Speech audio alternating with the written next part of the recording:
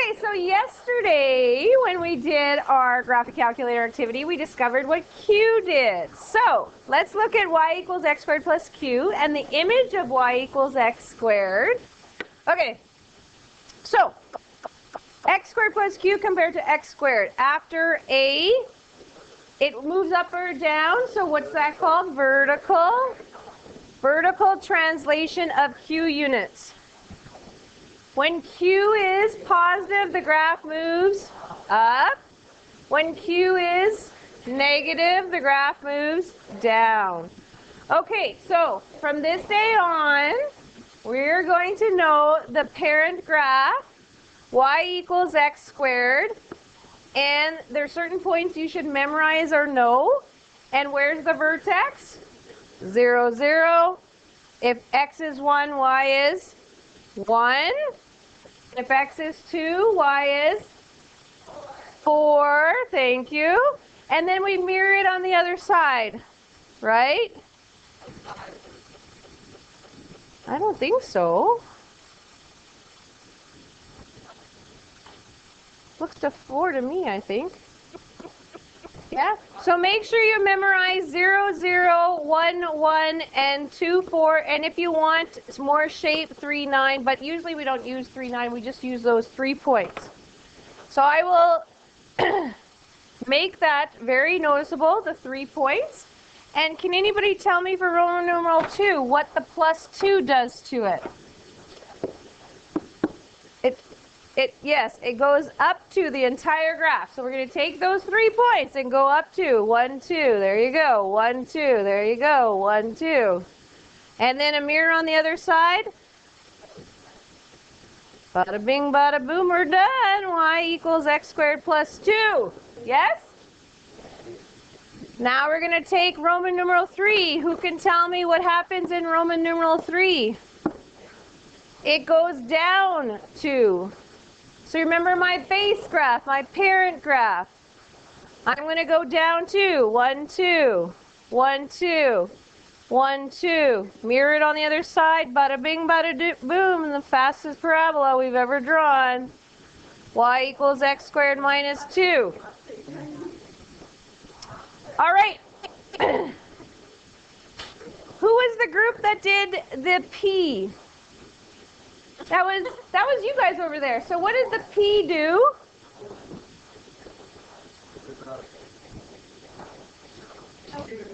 Okay, so the graph of y equals x minus p squared is the graph of y equals x squared after a horizontal translation of p units.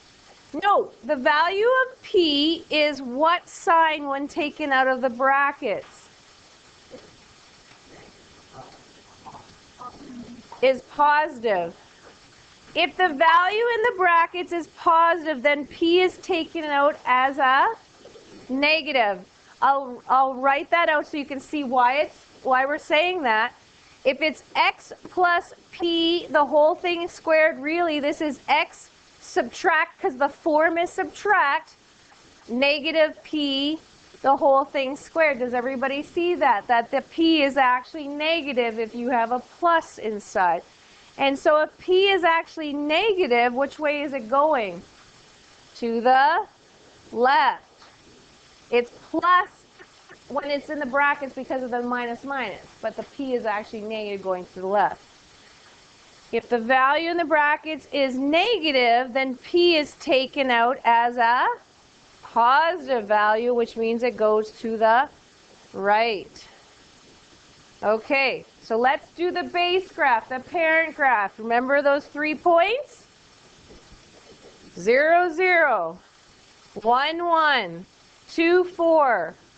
Mirrored on the other side, we have that beautiful parabola. Y equals x squared. Is everybody good and quick at doing this graph now? It should be in the back of your hand. Just go do it. There you are. Okay, so let's ask somebody from the group that did this. What would the y equals x minus 3, the whole thing squared, do? Move this graph which way? It would go right 3. Why is it right 3? Because the P is positive there. The form already has a negative in it, right? So the P is actually positive, so it's going to the right. So it's going 1, 2, 3. Redraw your point. 1, 2, 3. 1, 2, 3. Mirror it. Bada bing, bada boom, we're done. Look at that. Y equals x minus 3, the whole thing squared. Easy, right? Okay, who can tell me what's happening for Roman numeral 3 here? It's going left 4. Very good. So we're taking those 3 points, 0, 0, 1, 1, 2, 4, and we're going left 4. 1, 2, 3, 4. 1, 2, 3, 4. 1, 2, 3, 4, and I'm mirroring it on the other side. See how fast I can draw parabolas? Speedy. That's right, speedy. And by the way, because we're using multiple graphs on the coordinate plane, make sure you label your graphs, okay? Otherwise, the marker will not know which graph you're using. Okay, who had the group that had a number in front of the x squared? I think it was the middle group. So what did that A do?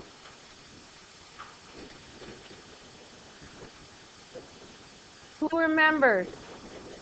It made it narrower or wider.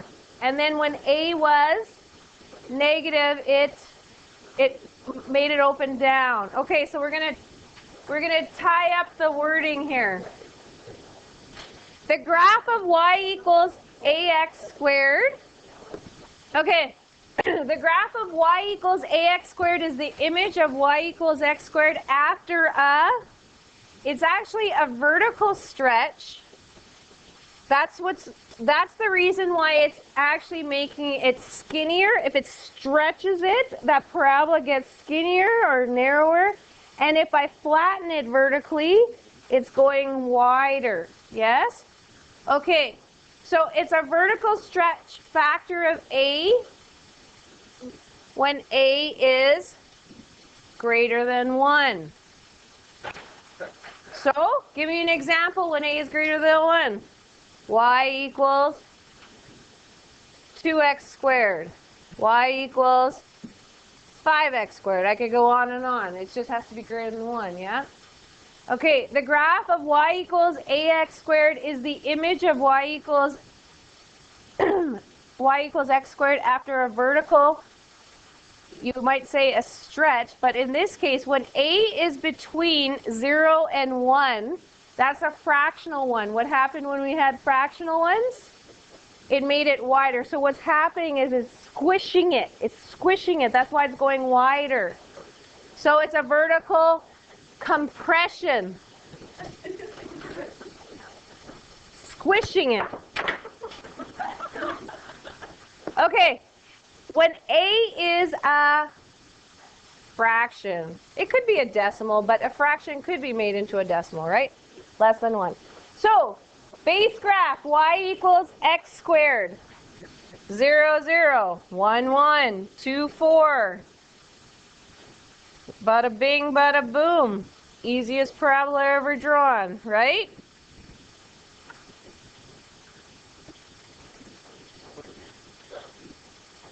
Okay, here's the kicker now.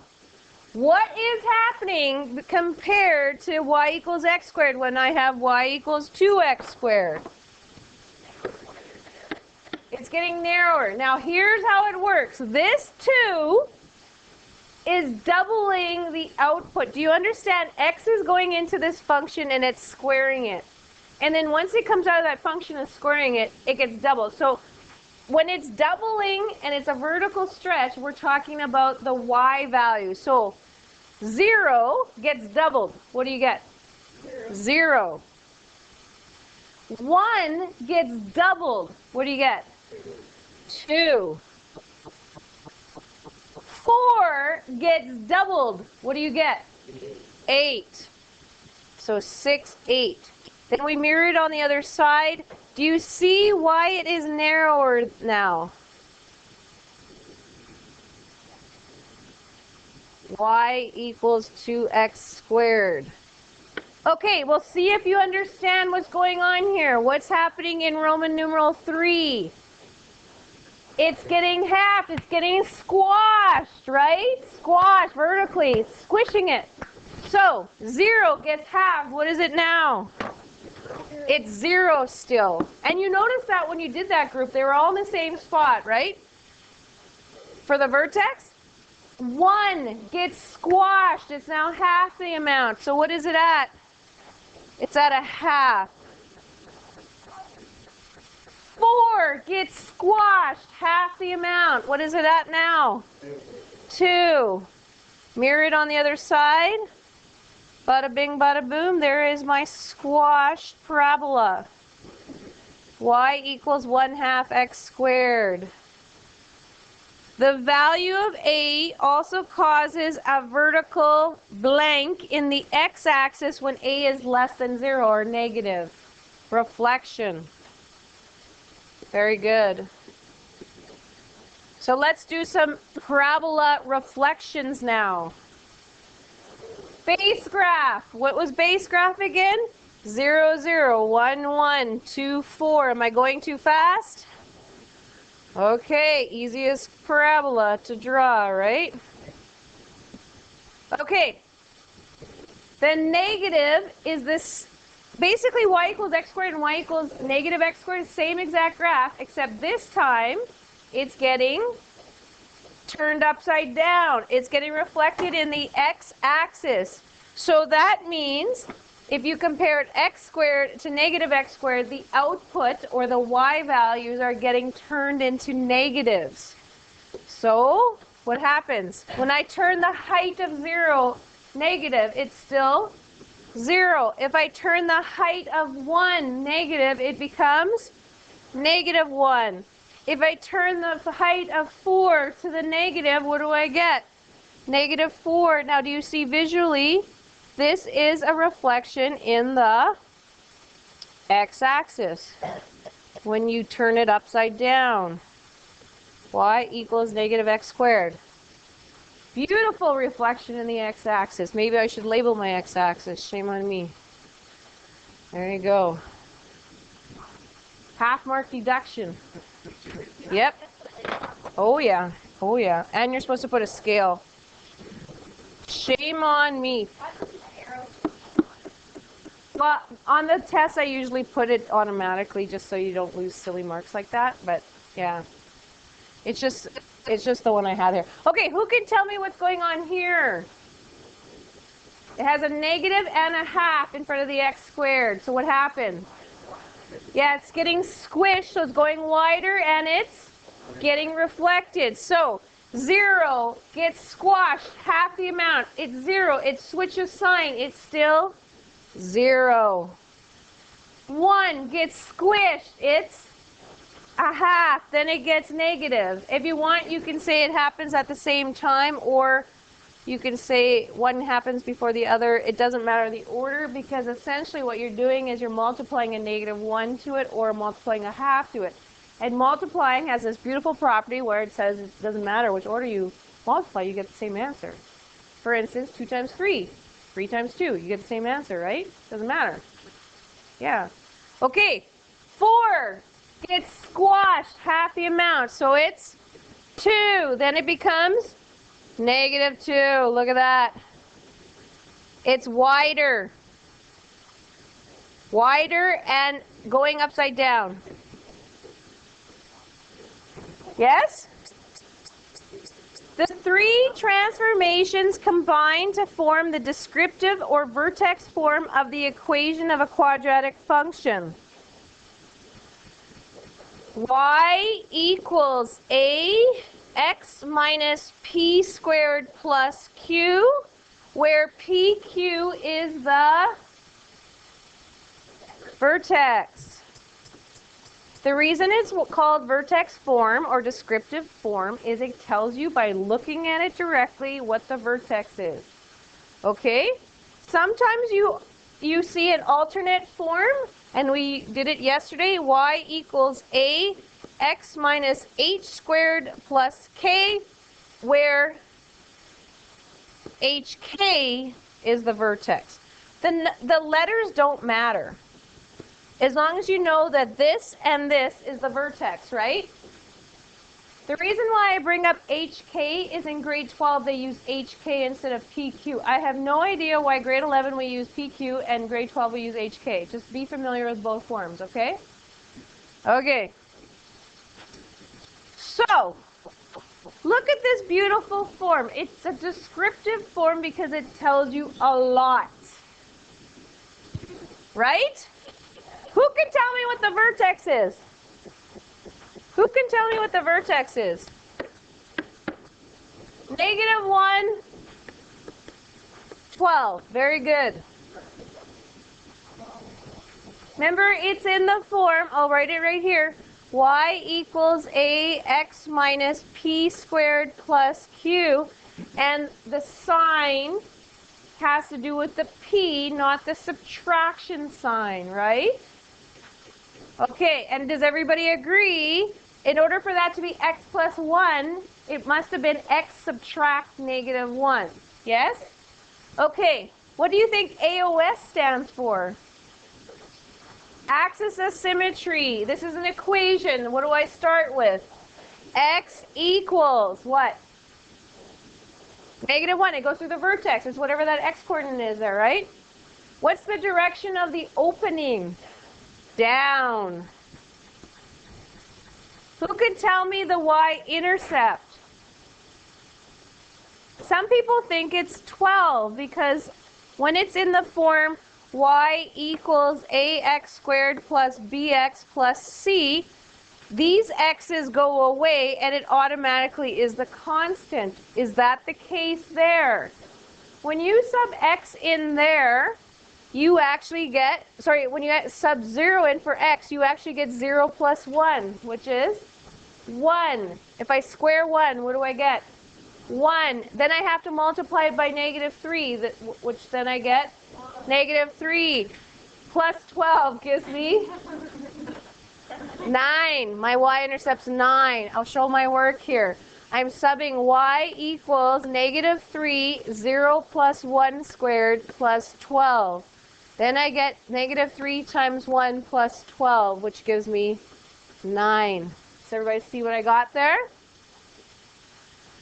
Okay, if I wanted to make a quick sketch of this just so that we can put this all together, you can, right? A quick sketch, I'll just kind of put it right here. It's going -112, so it's way up there, and it's opening down, right? There's my axis of symmetry going through the vertex. What's my domain? It's always -infinity to infinity. Nothing's going to change, right? Nothing. That's like the gimme marks. I don't even give you any marks for it. It's not even gimme marks. What's the range?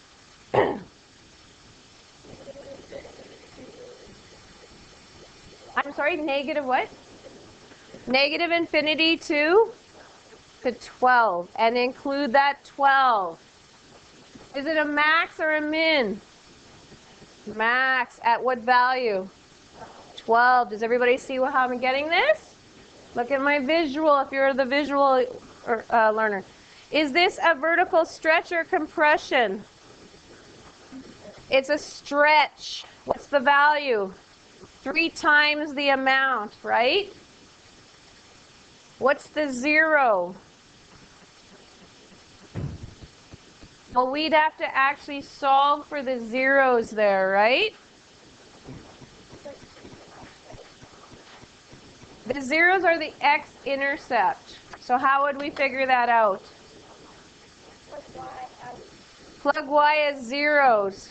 So 0 equals -3 x plus 1 squared plus 12. So what do I do first? Get rid of 12 by doing what?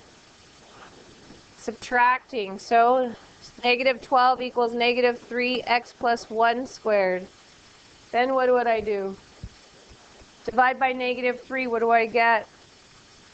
4 equals x plus 1 squared. How would I get x by itself? I have to do what?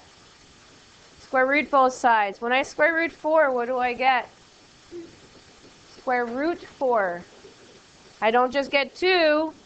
I actually get plus or minus 2 is x plus 1. Why is that? Look at this visually. I'm going to get 2 x-intercepts there. That's why I'm getting 2 answers in this case. So what do? I would say split it up and say positive 2 equals x plus 1 and negative 2 equals x plus 1 and finish her off. Move the 1 over. What do we get? Move the 1 over. What do we get? 1. Move the 1 over. What do we get? Negative 3.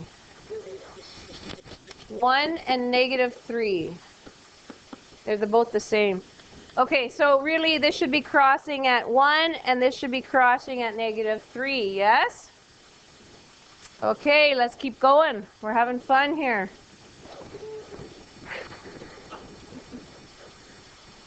Okay, let's look at it. Who can tell me the vertex? Negative 2, negative 1. Did everybody get negative 2, negative 1? Yes?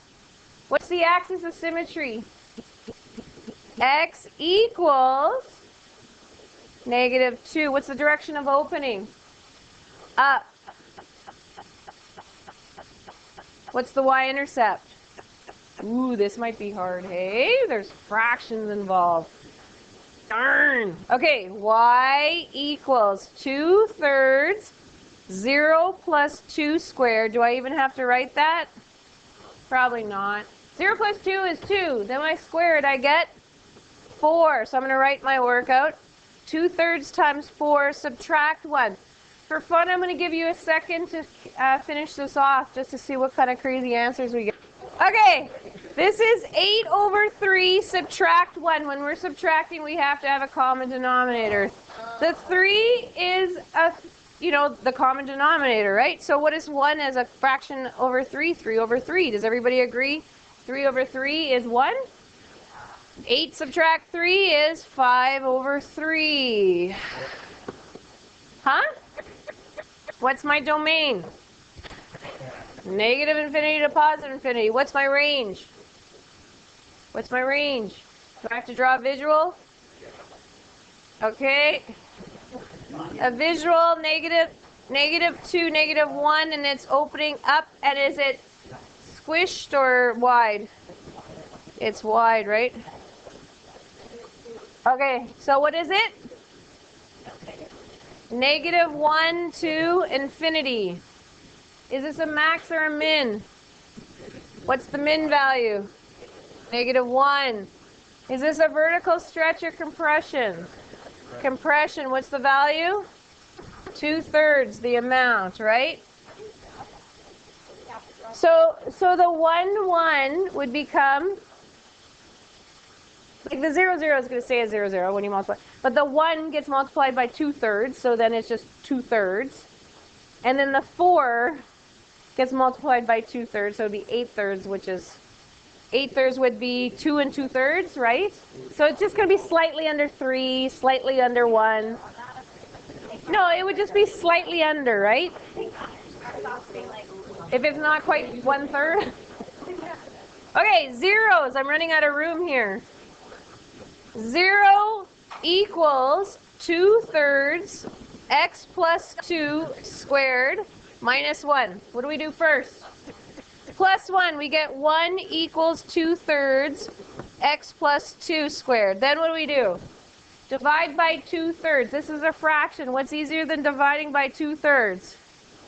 Multiplying by 3/2.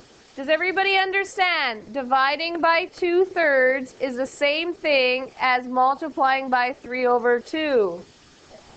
We learned that back in the day. Yes. So, what's 1 times 3/2?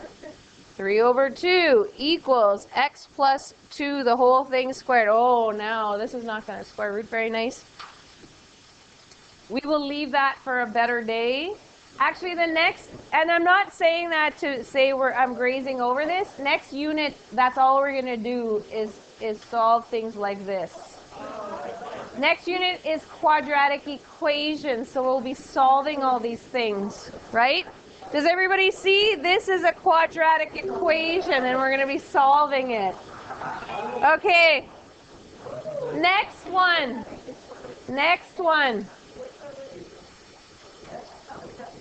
Next one. You want to do this one on your own? Yes. Yes, I like Vertex. Vertex. 3, -5. Does it open up or down? Okay, so I'm going to do a quick sketch.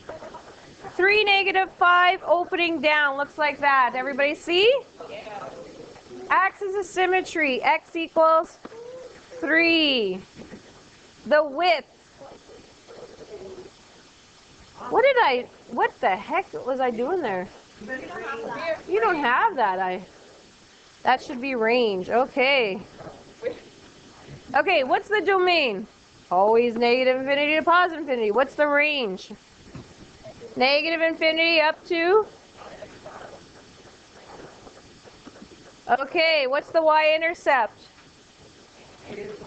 -23. Any questions on -23? Is it a max or a min? At what value? -5. Is it a vertical stretch or compression?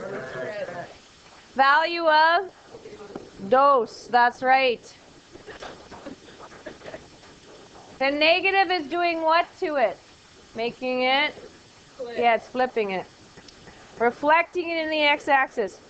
Okay, so again, if I tried to solve my x-intercept, it doesn't work out that nicely. It's not that you couldn't do it, but I don't want to confuse you any more than you are, so I'm just going to get it to a certain spot, just so you realize what you're actually doing here, is we're putting y to be 0, and we're solving for x. So x minus 3, the whole thing squared minus 5. Move the 5 over. We get 5 equals -2 x minus 3 squared. Then what do? Divide by -2. So we get -5 over 2 equals x minus 3 squared. I have to square root both sides. I'm going to get into some ugliness. But if you know anything about math, if I square root both sides, what happens to the left-hand side? I'm square rooting a negative number right there. Can that happen? No. That is like the baddest thing to do in math besides dividing by 0. You can't square root negative numbers, right? So there's no x-intercepts actually. Look at my graph. Can you see any x-intercepts going to happen there? The x-axis is way up here. My graph is way down there. Not gonna happen. Not gonna happen.